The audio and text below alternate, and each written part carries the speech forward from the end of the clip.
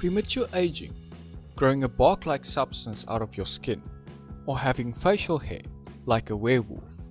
These are all examples of disorders suffered by some members of the human race, and they are all due to genetic mutations.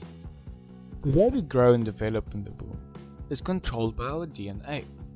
Small sections of DNA, called genes, carry the code telling the body how to build itself.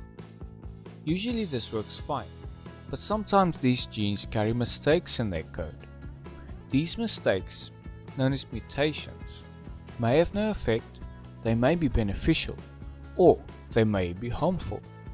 If the mutation is beneficial, the mutated individual will have a better chance of surviving and reproducing, with all the offspring benefiting of this mutation too. Alternatively, a harmful mutation means that that individual may not be able to survive and reproduce.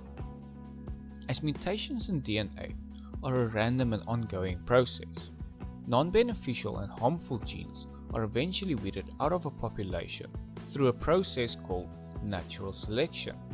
Species evolve through a slow process of natural selection, so that only the beneficial mutations are incorporated into a population, whilst the harmful ones are removed.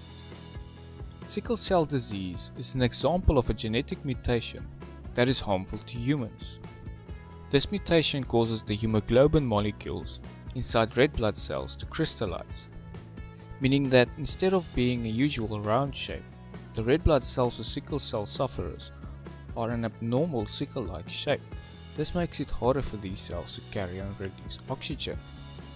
Individuals with sickle cell disease are at risk of a whole host of medical problems, such as heart attack and stroke.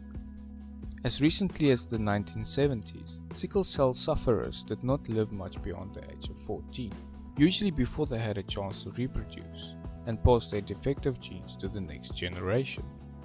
I mentioned sickle cell as a choice example for a harmful mutation because, interestingly, it is involved in a beneficial mutation for immunity to malaria. Sickle cell carriers are more immune to malaria than those who aren't, and are more likely to survive and reproduce, thus passing on the sickle cell trait. In this video you have learned that genes carry the code which tells our bodies how to develop, and that sometimes this code changes, and this process is called mutation. Mutations happen all the time. They can be beneficial, neutral, or harmful in their effects. Over time, and as a result of ongoing mutations, species evolve and change through natural selection.